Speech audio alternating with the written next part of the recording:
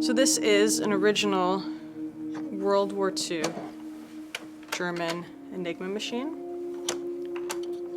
This was used to send encoded messages between various Nazi camps.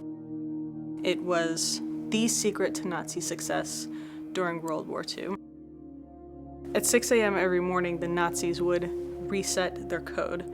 And the way that it worked is, here we have the Steckerboard, which has a series of 12 Stecker cables. So there was a different combination for all of these cables.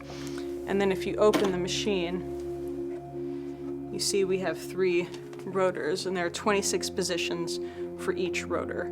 And you would hit, whatever letter, N, and what would happen is a circuit is created. It looks very simple, but it's pretty complex actually. And it travels through the machine, through rotor 1, 2, and 3, back out through 2 and 1, and then out through a different cable. And the encoded light would light up. This code would change every single day. So this machine is not only kind of a marvel of technology, it was really the hardest machine to break. On the other hand, it's really horrifying. It was a machine that delivered death. If it wasn't for the work of Alan Turing and the other code breakers at Bletchley Park, who knows how long the war would have lasted.